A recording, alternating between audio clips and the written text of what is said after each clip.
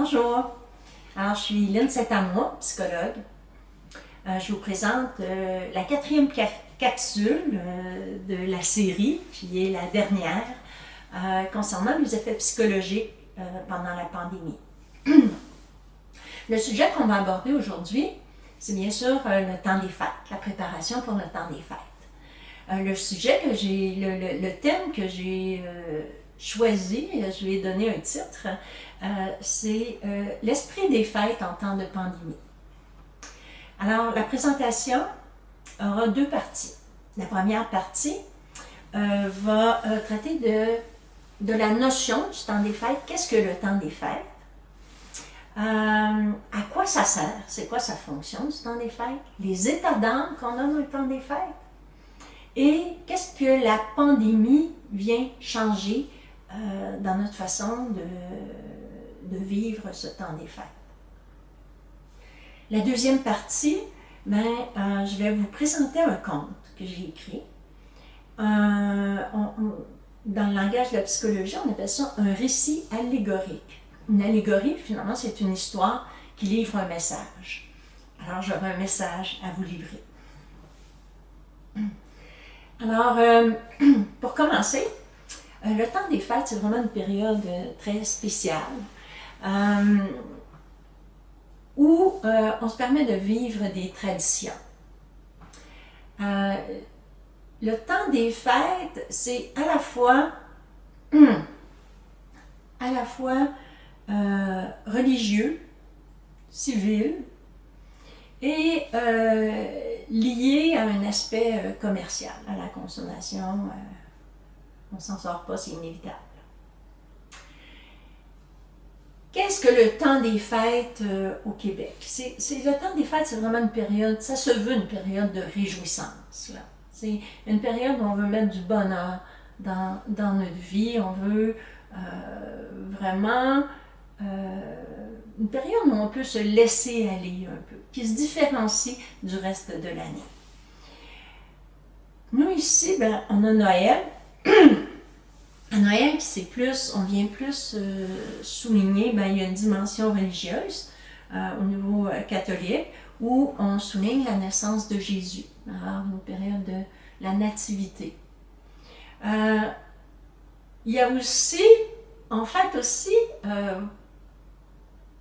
d'un point de vue plus civil ou païen, le solstice d'hiver, c'est-à-dire la journée la plus courte de l'année.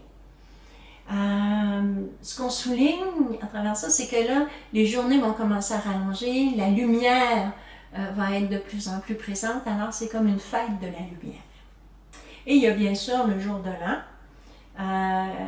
le nouvel an où c'est comme ça marque un nouveau départ, un renouveau aussi. Il y a toutes sortes de rites qui sont associés à ces fêtes-là. On a entre autres la messe de minuit, qui fait partie de nos rituels, les échanges de cadeaux, le bye-bye fait aussi partie de notre rituel au Québec, la décoration des maisons, le réveillon, les échanges de vœux où on se souhaite de bons vœux pour l'année à venir. Il y a aussi tous les vêtements pailletés, argentés, dorés, brillants et bien sûr l'abondance de nourriture, souvent des mets traditionnels. Alors tout ça constitue la fête. On a aussi associé à la fête de multiples symboles. On a le sapin de Noël, on a la crèche, on a le Père Noël, les feuilles de gui, la bûche de Noël, et les cloches. Alors, tout ça, ce sont des symboles associés à la fête qui font partie de la fête, de nos fêtes. Maintenant, pourquoi on fait la fête? À quoi ça sert le temps des fêtes? Ça sert entre autres à rythmer nos vies, à introduire comme des étapes. Un un cycle. Hein? Ça vient signifier le cycle de la nature aussi. Ça nous permet de sortir de nos rôles habituels, du quotidien, pour révéler une autre partie de soi. Ça nous permet aussi de ressouder la communauté autour de valeurs communes qu'on peut avoir. Ça renforce les liens sociaux. Ça permet aussi de favoriser la transmission d'une génération à l'autre, la transmission des valeurs qui sont importantes pour nous, des mythes, des légendes, des traditions. Ça permet, comme je vous disais tantôt, de faire rupture avec le quotidien, une rupture au niveau du temps, dans le sens que ça relie le passé et le présent. À travers, bien sûr, les traditions, mais aussi à travers ce qu'on vit intérieurement, les souvenirs d'enfance. C'est souvent le moment où on fait un bilan, ou un moment où tous les souvenirs de l'enfance, des Noëls d'antan, émergent. On se rappelle nos parents, on se rappelle les cadeaux qu'on a eus, on se rappelle de l'ambiance, on se rappelle comment on était, toute la joie qu'on portait à ce moment-là, puis comment on était imprégné de la magie, parce que quand on est enfant, jusqu'à 7-8 ans, entre autres, là, on les vit, ces légendes-là, comme si c'était des réalités. Alors, il y a toute une excitation autour de ça. Alors, c'est ravivé, tout ça est ravivé dans le temps des fêtes. Ça permet un peu de faire le point dans nos vies, ça. Il y a aussi, je dirais que ça amène une ouverture entre le monde réel et imaginaire. Dans le temps des fêtes, on se permet de se raconter des histoires. Il y a tout un folklore qui se manifeste. Alors, tout ça, ça fait partie des fonctions là, du temps des fêtes. Ça permet aussi une rupture des normes. Je vous donne un exemple. Habituellement, on dort la nuit, sauf ceux qui travaillent la nuit, mais là, comme on vient faire rupture des normes, on va festoyer possiblement pendant toute la nuit. Hein? On va chanter, danser, se permettre un plus grand laisser-aller, boire un peu, vraiment festoyer. Tout ça, c'est la fête. Maintenant, quels sont les états d'âme qu'on vit durant cette période-là? Je dirais que le temps des fêtes, c'est une période hautement sensible émotivement. Puis on peut ressentir une grande variété d'émotions. Bien sûr que la joie, ce qu'on veut, c'est se réjouir, la joie, mais on croit faussement que le temps des fêtes n'est que plaisir et réjouissance. Il y a aussi souvent de la nostalgie. Il y a parfois de la tristesse. Il y a toutes sortes d'états d'âme qui peuvent être vécus. Et ce n'est pas négatif en soi. C'est normal. Ça fait partie de la normalité d'avoir ces variétés-là d'émotions, du fait que on vit à la fois dans le passé et dans le présent pendant le temps des fêtes. Parce que aussi, on renoue avec des gens que ça fait peut-être longtemps qu'on n'a pas vu. Il y a des événements du passé qui peuvent être ravivés à ce moment-là. Alors, ça peut amener toutes sortes d'émotions, toutes sortes d'états d'âme. Et les états d'âme peuvent aussi varier en fonction des événements et de la condition qu'on vit. Je vous donne un exemple. Si vous fêtez la veille de Noël, que toute la nuit vous festoyez, ça se peut que le lendemain vous soyez fatigué. puis que vous soyez peut-être un petit peu irritable ou dans un état d'esprit qui est peut-être pas aussi festif que la veille. Et ça, c'est normal. Ça se peut qu'il y ait certaines tensions dans certaines familles et que ce soit ravivé un peu dans le temps des fêtes. Fait qu'on peut vivre des émotions un petit peu plus difficiles. Peut-être qu'on y trouvera des réponses, qu'on apportera des solutions à ces tensions-là. C'est variable pour chacun, mais il faut juste savoir que c'est pas de la réjouissance tout le temps, puis c'est pas la peine tout le temps, mais qu'il y a des accès d'émotions très très favorables, qu'on peut avoir des moments de bonheur importants durant cette période-là, mais c'est peut-être pas d'une façon continue.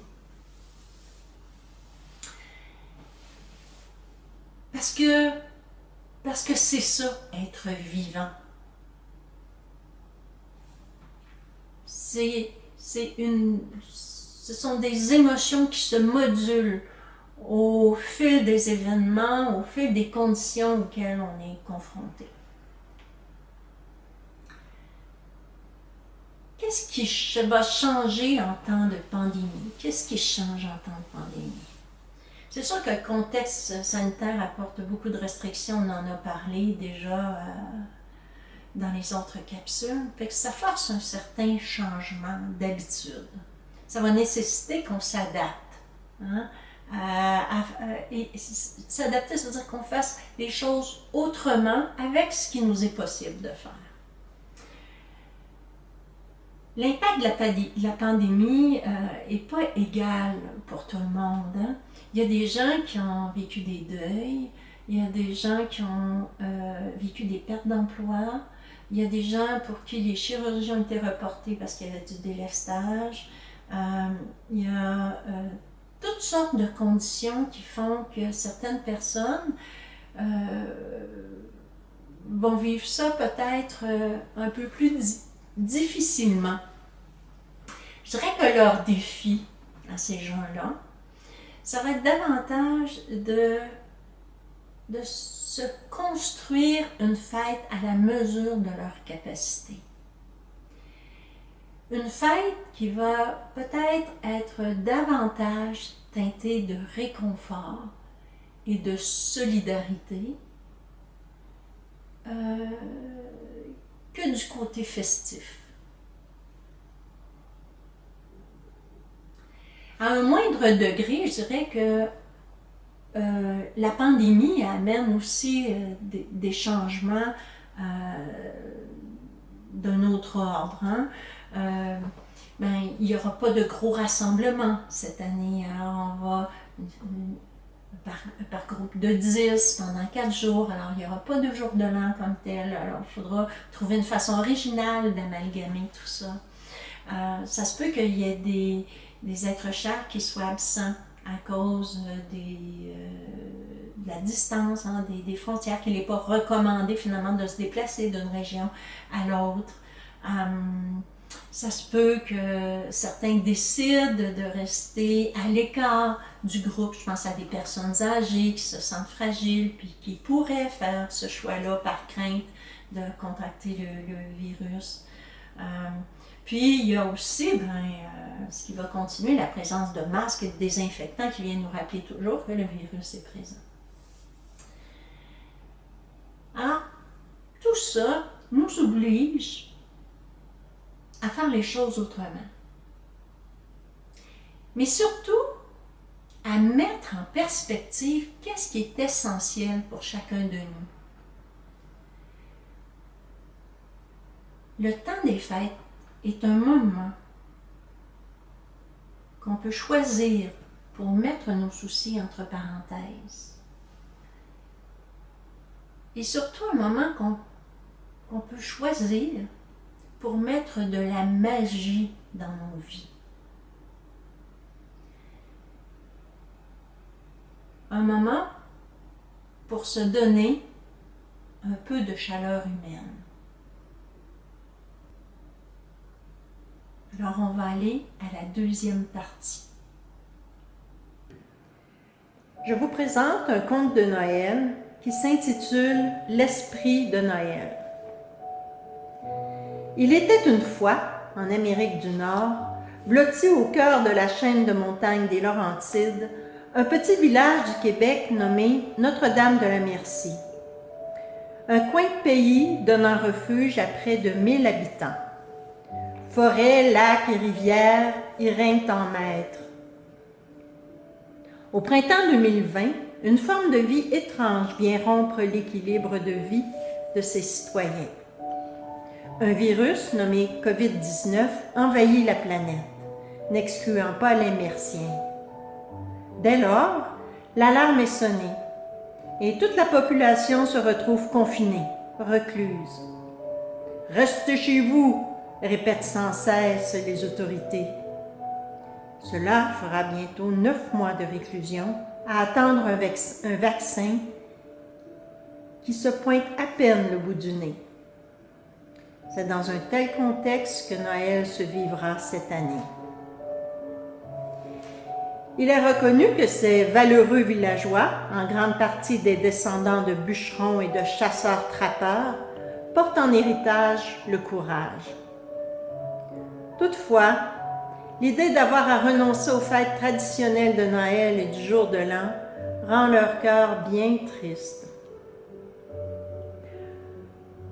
En plus d'avoir le pouvoir de contaminer nos corps, ce vilain virus semble contaminer nos esprits, en nous laissant croire que Noël sera désastreux, ripostent les villageois. Les parents se demandent même si le Père Noël pourra être au rendez-vous. Comment imaginer un Noël sans la venue de ce gros personnage à la longue barbe blanche, habillé de vêtements de couleur rouge et de bottes noires, sans oublier son bonnet à pompons? Difficile de croire que Rudolph, le petit reine au nez rouge, ne guidera pas le Père Noël jusqu'à ce petit patelin. Pendant que les grands entrevoient le pire et commencent à désespérer, les enfants continuent à croire à la magie de Noël. Et ils ont bien raison, car à cet instant même, au pôle Nord, Mère Noël tente d'observer les villageois dans l'œil d'un télescope géant. Pour le moment, elle ne voit que des sapins blancs. Puis, la lentille s'ajuste et elle arrive à percevoir, et non sans effroi, le village démoralisé des adultes. Aussitôt, elle avise le Père Noël. « Il faut faire quelque chose, Père Noël, pour que les adultes retrouvent leur entrain et leur enthousiasme. Sinon, Noël sera une véritable catastrophe, dit-elle avec inquiétude. « Ouais, je sais, mais il faut que les gens croient en moi pour que je puisse accomplir ma mission, lui répond-il. « Oh, j'ai une idée, dit Mère Noël. Nous allons demander l'aide de Cocopelli. Il saura remettre de la magie dans le cœur des habitants. Et si les adultes croient en nous, le charme de Noël pourra se réaliser et tous seront heureux. » Cocopelli est un personnage mythique chez les Amérindiens. Il a plus de 3000 ans. On le décrit comme un être bossu qui joue de la flûte.